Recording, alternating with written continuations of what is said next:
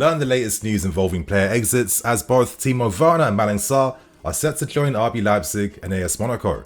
We have updates on Hudson-Odoi, and let's talk our behind closed door friendly game in which we beat Fulham 5-0.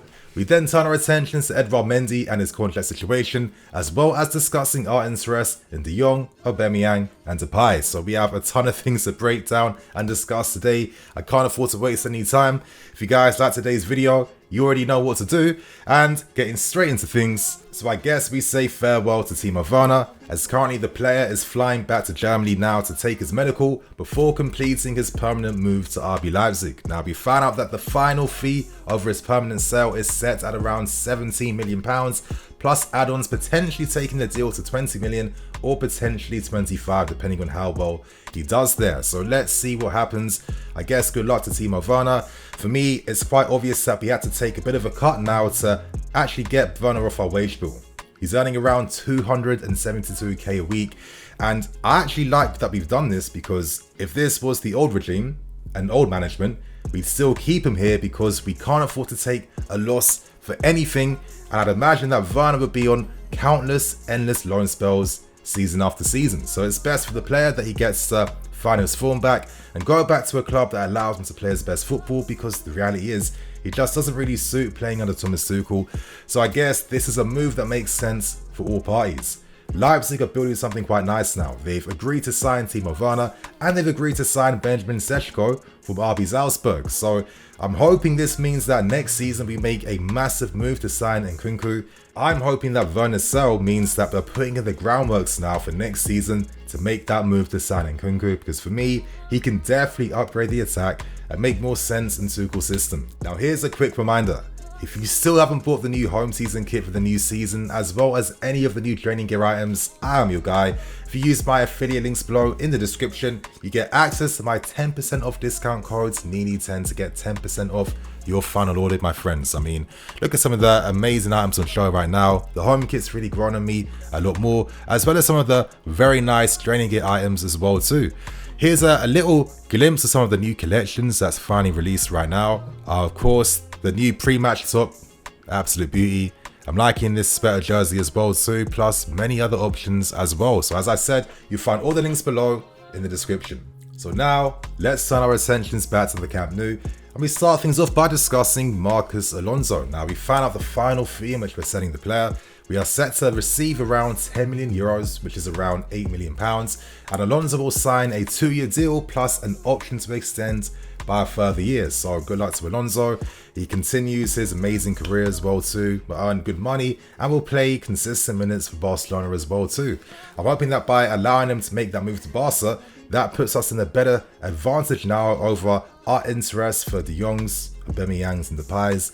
So right now, let's move on to the latest updates on Frenkie De Jong. Now, a very insightful report came out from David Ornstein from The Athletic, and you know, the situation for Frenkie is not looking as good at this point in time for the player. And for me, I'm just getting the vibe that Barcelona are trying to find as many avenues now to try and force Frenkie De Jong out from the club so they can cash in on him, as well as signing Bernardo Silva from Man City. So let's break down the stories and the reports. Now for me, it seems like Barca are doing Frenkie a little bit dirty, and currently they're trying to annul his existing contract by saying that the terms that he originally agreed upon under previous owners now could be found criminal and would allow them to take legal action.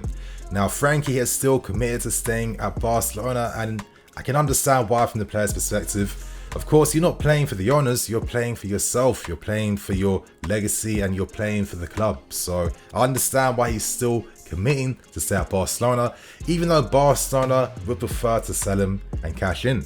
Now basically, Frenkie signed a renewal in October 2020, which allowed him to sign a 2-year extension, taking his contract to 2026. Now, part of this deal basically states that it reduces his salary for the 2021 season and the 2022 season, which would leave around £15 million to be spread over 4 seasons when it comes to paying him.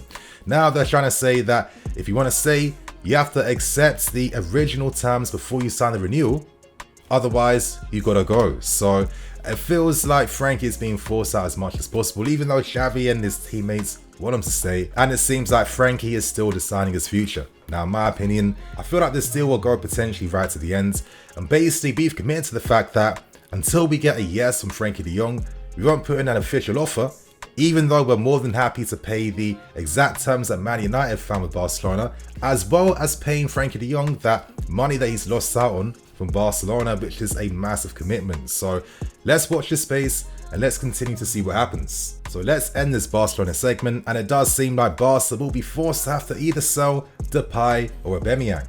Now, Xavi ideally prefers to keep Aubameyang, and it makes a lot of sense. I mean, when he signed for them in January, last season, he was spectacular for them. He scored a lot of goals, and he would be great competition alongside Lewandowski. However, Barca needs to cash in. They need to register players. The La Liga season is starting very, very soon, so let's see what happens. We do know that by the end of this week, we're going to find out answers as to whether Aubameyang is going to be available on a transfer deal. So now let's end things by discussing the latest on Memphis Depay, and his situation is quite interesting. Now, he has been informed by Xavi and the club that he is surplus requirements, and obviously that makes a lot of sense. Barcelona have spent so much money on attacking players that he isn't necessarily needed anymore.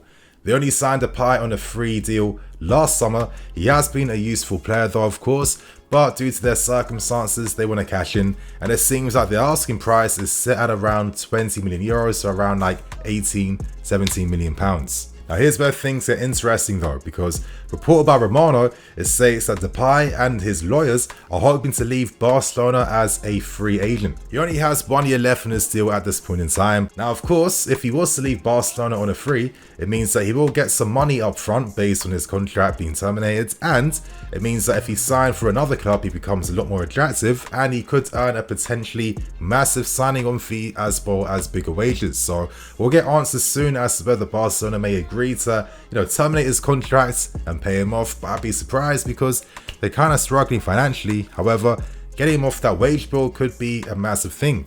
So I guess we could be in a potential situation where maybe you're getting Depay on a free, but for me, I don't know if I'd be too interested by that. And it simply comes down to this here. Now, in my opinion, I'd really love if we could sign him on loan first before really committing to signing him, because I don't want to sign players that we didn't have an original plan for. It's not like Depay was like one of the top 3 options to sign. He's more of an opportunistic buy that you turn towards when you know that players are leaving you and you have to fill their spaces in the squads. So Barca, you can take a big loan fee and give us Depay for a season, and then hopefully you get your finances back on point. So now let's leave Barcelona and let's move on to the next stories. So now let's leave Barcelona and let's go back to Cobham now, and let's discuss this behind closed door friendly game in which we beat Fulham 5-0. Now, here was the lineup. We used Kepa in goal, Chalobah, Ampadu and Cucurella in defence, Hudson-Odoi, Loftus-Cheek, Gallagher, Kova, Ziyech, Pulisic and Breuer as well. So this was a 3-4-3 system, and it seemed like Hudson-Odoi was continuing to play as a right wing back. Now, in terms of the report, it's not as detailed, of course, because things are very secretive. A little bit of information though was leaked out, so we got a bit of a understanding behind how the game went. And essentially, it seemed like Hudson-Odoi was the star player in that game. He did score a goal, and he scored the best goal of the day. Basically, he skipped past a few players to the right hand side and scored a curling effort with his left foot. It's a shame that he hasn't been able to do that in the first team, but it's another example of the great talent that Hudson-Odoi has. Now, other goals came from Ziyech from a penalty, as well as Michy Batshuayi as well too. And we know that on the sub bench, players like Batshuayi, Kennedy and Chukwuemeka came off the bench. Now, in terms of the best performers, Hudson-Odoi was number 1, followed by very nice performances from Cucurella, Ampadu, Kennedy and Chukwuemeka as well too. So it's obvious that these guys still need to build their fitness up even more. Personally, I felt like pre-season just wasn't long enough. Ideally, need at least like 6 weeks or longer to get these guys fully fit and fully match ready. And after that 1-0 win versus Everton, Tuchel came out to state that both Ben and Reece James weren't fully fit. And in the wing-back system where your wing-backs aren't fully fit to get up and down both halves, it is going to maybe stifle what you do in the final third. But regardless though, Hudson-Odoi, he still wants to leave the club. He wasn't happy that he wasn't part of the match that he scored versus Everton, and he's a bit surprised considering the commitment he's showed, his hard work. But I just always got the impression that maybe Tuchel just, doesn't really see him like that, which is a shame. But again, it comes down to managers and their preferences. That's what it comes down to. preference. Regardless though, Hudson has 20 clubs showing interest in him to try and sign him. He's a very popular boy, and you know, I can kind of understand it from the player's perspective. When he was 17 years old, he's one of the best players in the country.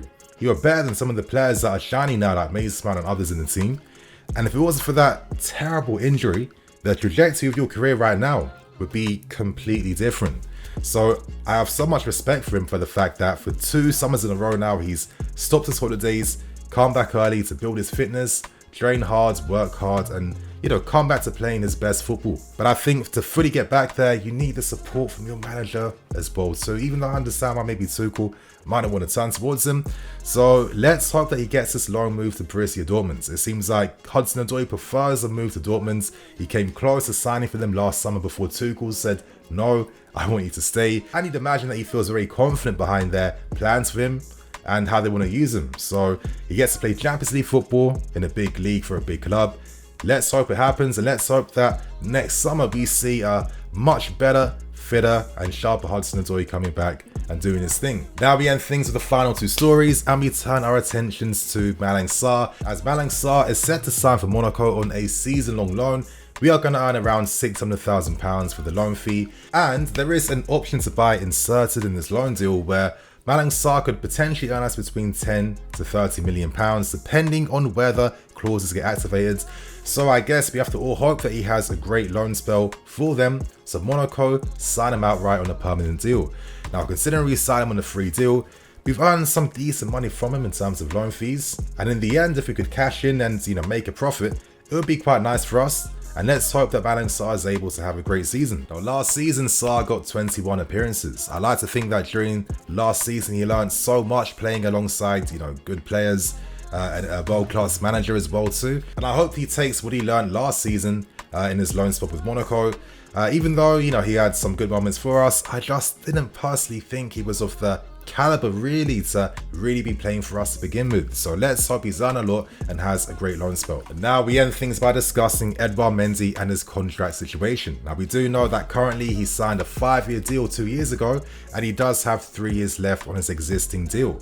Currently there's been 2 meetings already with Todd Boehly, and negotiations are still very, very early. Still, the initial offer presented to Mendy just isn't high enough.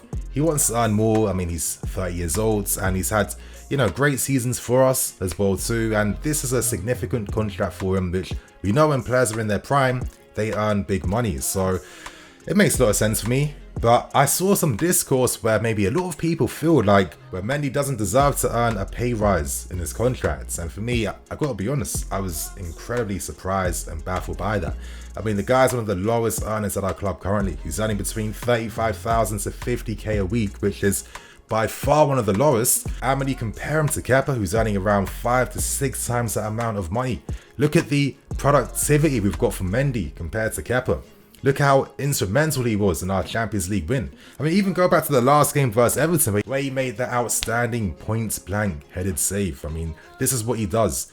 I feel like, yes, his form dipped a little bit, but let's not lie to ourselves like the rest of the team's form didn't dip as well. Let's not isolate his performance drop when everyone else did that as well too, and all these guys are earning 3, 4, 5 times the amount of money Mendy is getting. So I've not really understood this argument, and I think it's all about perspective sometimes. I mean, I've seen Alisson and Edison make mistakes time and time again, and their ability isn't questioned. So I don't understand why Mendy isn't being seen as fairly to some people in the fan base. I think we have to remember the tons of positives we receive from him, and let's not take this for granted. We had keepers before which were conceding us goals for fun, and really poor ones as well too. So let's not forget about all the positives Mendy's brought, and for me, he deserves a contract which is, I don't know, 3 times, 4 times what he's currently on, and he should easily be getting past 6 figures a week. So you guys, on that note, I'm going to wrap things up, keep things moving. Thank you for watching. I'm EFC, this is BlueLionsTV. I'll catch you guys tomorrow with some more videos. Cool.